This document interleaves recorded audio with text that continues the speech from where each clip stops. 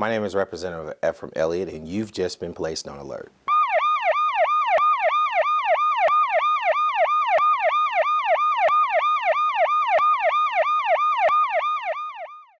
Welcome to the Elliott Alert. I have today my guests are Lieutenant Governor Mark Darr with us, and he's going to talk to us about some things around in the state and some things that he's doing. Welcome on the show, Lieutenant Governor. How Representative, thanks for having me. Thank you. I want to know, what made you decide to get into politics? Well, I tell you, I didn't dream of running for politics when I was a small kid. I dreamed of being a business owner, and so I own a couple of pizza places, and I just felt like it was time for me to get off the sideline and much like you, kind of get involved in my community and things that I care about. And so I really felt like our tax structure was a little out of whack, and I felt like maybe that we needed to change a few things. And so that's why I got involved. Okay.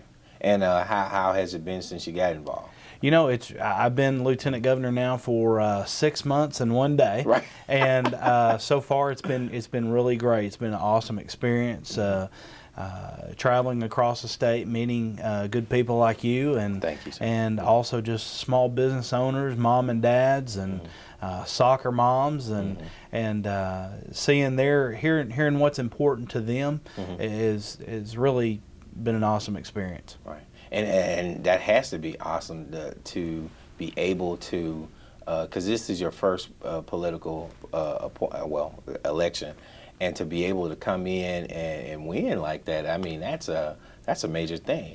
Yeah, I believe it was a God thing. Right. But I'll tell you, it has been a change of experience. You know, most people, either do state rep, state senate, or PTA, or school board, or whatever. And I decided, just as a small business owner, to run for lieutenant governor, and worked pretty hard at it, and I won. And against kind of probably odds. If I was a betting man, I don't know that I'd have bet on me either.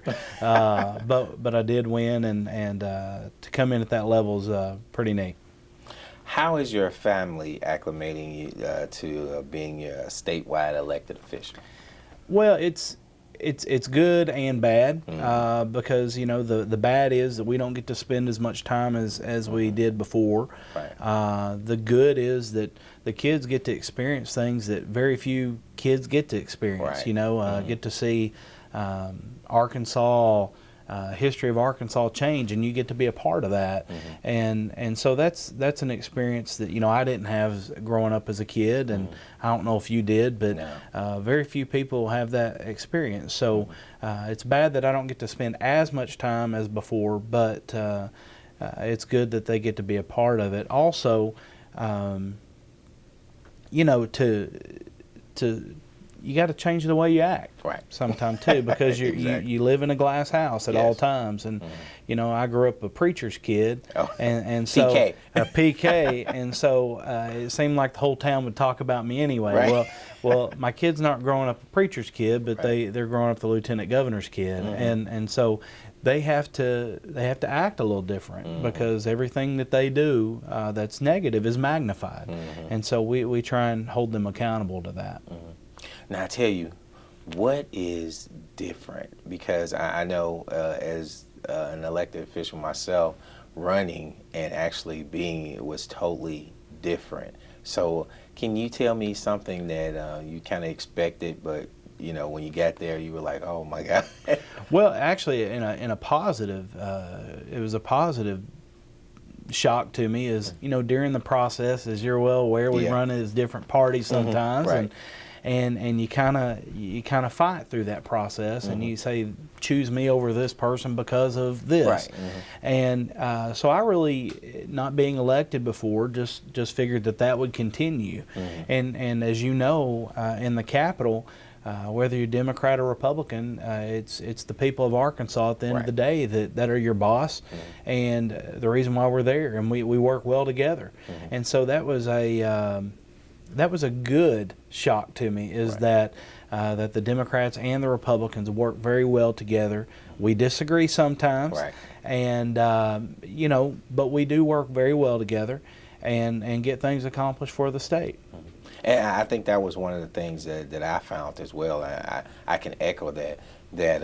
I think you have good people on both sides of the spectrum. That is right. And the thing that I most enjoyed was to work with everybody and to see how everybody's views kind of mesh together. Sure. And the one thing I can really say is I don't think that any elected official in the House or the Senate has any ill things in reference to Arkansas. Everybody wants to make Arkansas better. I agree. We just have different views on how to do it. I agree, and that was a positive thing for me as well. And you know what? I'm not always right, and so to hear somebody else's views, and you live in a different area than I live in. So what's important to you may not be as important to me at that time. But when I hear your views, it helps us compromise. And at the end of the day, that's what's important. Yeah. And my wife tells me all the time that I'm a legend in my own mind. So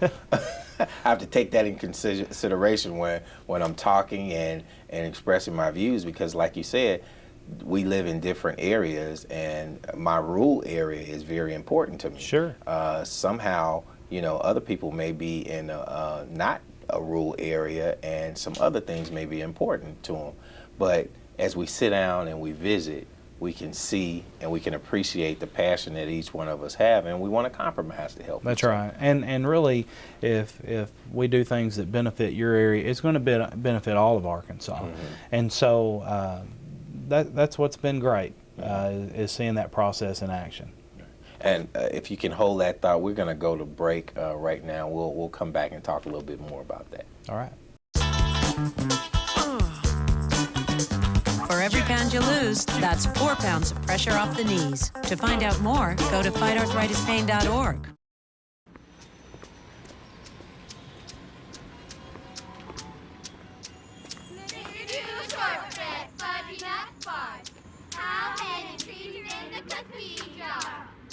One, two, three, four, five, six, seven. The smallest moments can have the biggest impact on a child's life. Go Dad, go Dad. Take time to be a dad today.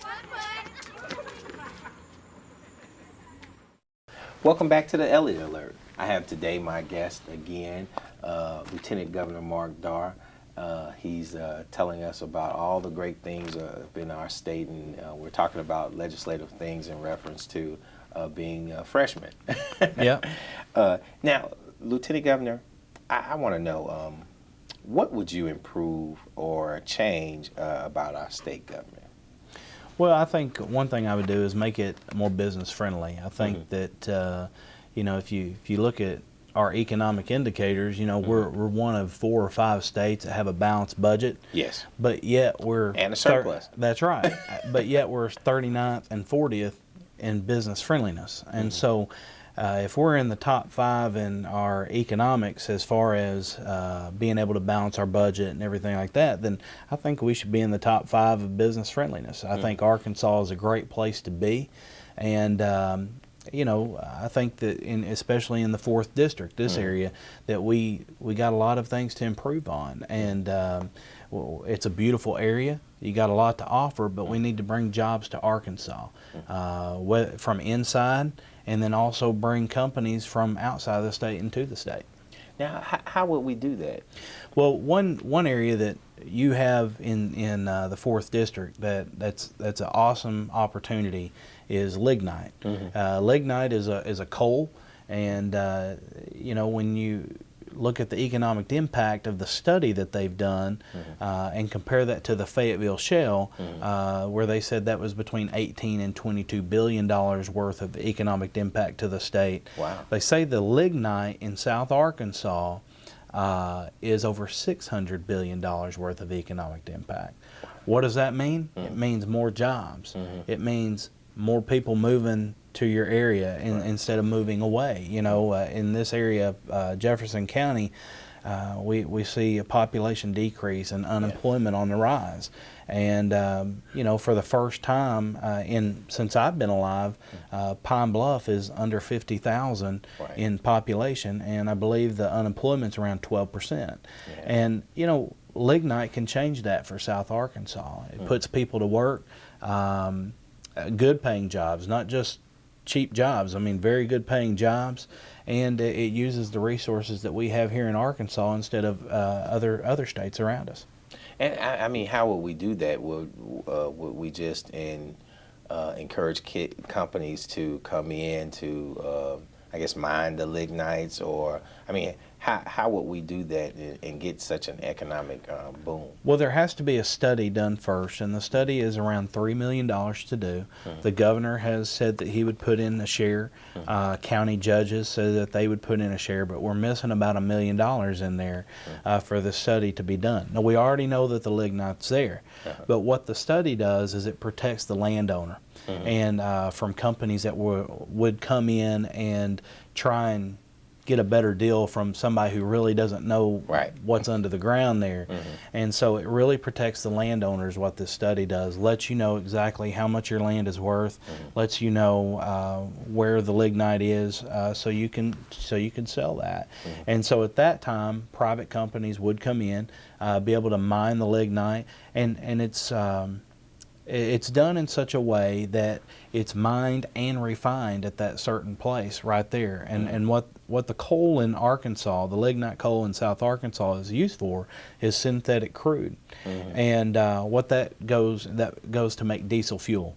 And so that's what our lignite would be done. It can be done in a better way than just putting up a big smokestack and burning it. It's done at a micro refinery right on site. So that means that that can break away for all different kind of businesses to come in. Sure. Those who can like refine it, and those who can produce it, other trucks that bring it back and forth. So that could be a real economic boom in our community. I don't think it's an answer. I think it's the answer for the 4th District. You know, as you saw in the legislative process, the 4th District and the 1st District kind of getting bigger. You know, Very we're big. very big, and you know, the 2nd and the 3rd District are getting smaller. Well, what that does is it puts us on an even playing field. So maybe next time we can either add a district or maybe make the 4th District go back and be a little smaller. And so I think that it's really good. You mentioned all the jobs that it brings. It also doesn't talk about the home builders that's going to be building these homes. It doesn't talk about the schools that are going to get more tax dollars to put into our education program. Like I own restaurants, you know, the restaurants, the hotels that will come because people will come to South Arkansas. And then, you know, when you add all that and then the beauty of South Arkansas, I think it's a win-win, not just for the people who live here, but for the whole state. So in all honesty, you really think that lignite thing can really grow the Delta? I mean, make the Delta, repopulate the Delta because of the jobs. I think it will bring jobs to South Arkansas, and this goes from South Arkansas. I'm talking over to Texarkana, up to Benton, Arkansas, and then down to Crossett. And so, yes, I mean, when the jobs are there, people are going to come. And because we've seen when the jobs go away, the people leave. And so this allows private business to come in, go to work, instead of having a government project give money to the South, and people continue to move away. I think that this is a win-win. Well, that's good. We most definitely need to learn more about this. And how would a person know if they have lignite in their area? Well, one thing would be done when that study is done. You would definitely know. I mean, so hopefully that study can be done over the next year, and then within the next 2 to 3 years, we could actually be putting those people to work in South Arkansas. Wow, that's amazing to within a 3-year span actually start putting people to work. Are people so eager to get to that lignite to do that? They really are. And you know, you mentioned a while ago about being bipartisan and working well together. You know, this is really pushed by Democrats and Republicans in South Arkansas because they want to see their area represented. They want to see the South Arkansas that they grew up in. They want to pass that on to their kids, and they want to make it better for the next generation. And so really it's not a Democrat or a Republican idea. It's a good idea. It's an economic thing. It's an economic impact for the South, and even if we're off by those numbers by even 50%, well, that's still $300 million, you know, or $1 billion that's going to come to the state. And so I think that it's a good thing for South Arkansas. Well, we're going to talk a little bit more about that, but we're going to take a break, and we'll be right back. You were the last to be born in a family of 7 brothers. That's why you had to sleep on the 7th bunk bed and you developed vertigo. And that's why you couldn't become a pilot and you had to study engineering. You patented 367 inventions, but only 3 made it to market. The clap clap candle, the lazy runners, and the frit and go. That's why you don't have an apartment on the 16th floor, and you have it on the 5th. But that's where you met Carmen. After 237 dates, you finally proposed. With her, you had 3 children. The 4th ended up being a dog. It's not the same, but he adores you. Numbers change your life. That's why you should take control of your credit score by keeping your credit card balances low. For more tips, visit numberschangeyourlife.org.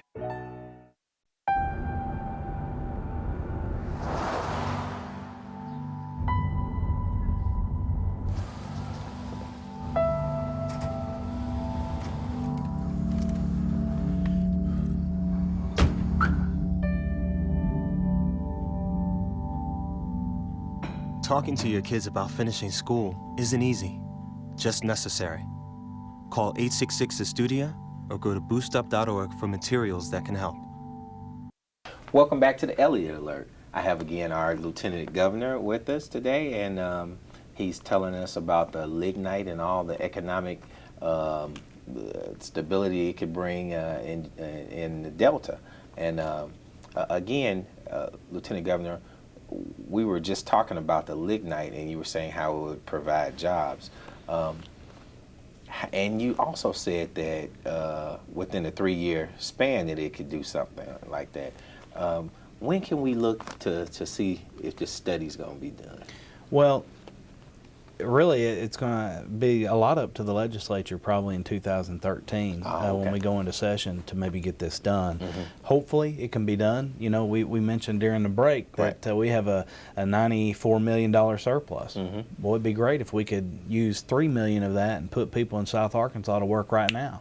And so, you know, that's maybe a letter that I need to write to the governor and maybe you. And I think that the quicker we get it done, the better it is. Now, this isn't a new thing. We've known about lignite in South Arkansas since, I believe, the 1960s or 70s.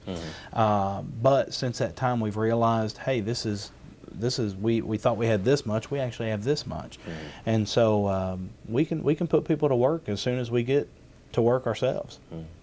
Well, one thing I know, that the governor's a great guy, and if there's any way that he can help provide jobs in the Delta, I don't think that he would think twice about it. So, you know, I have full confidence that the governor will do what's needed to be done.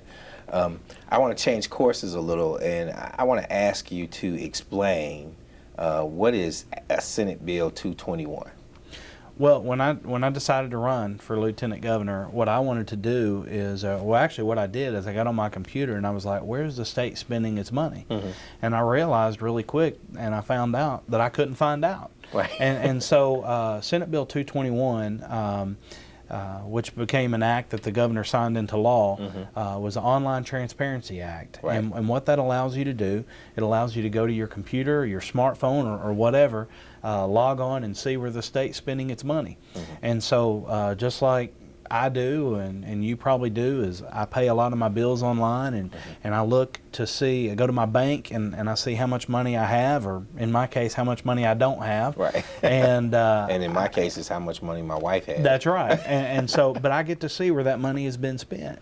And so what this bill did is allow the people of Arkansas, July 1, 2012, to get online and see where the state is spending its money.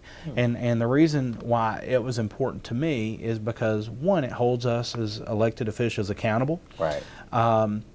You know, and a lot of people don't hold politicians to high esteem. And so hopefully this will change their view on that, see where we're spending the money. It'll hold us accountable, and it'll cut down on wasteful spending, you know. And before we write that check in the state, to go, well, is this something that we want everybody to see us writing this check on? Right. And so I believe that it'll cut down on wasteful spending, and you know, it also allows the public to know where it's their money, so they have a right to know. It should cut down on FOI, Freedom of Information Act request, because you can just get online and see, and so hopefully we can make our government run smarter.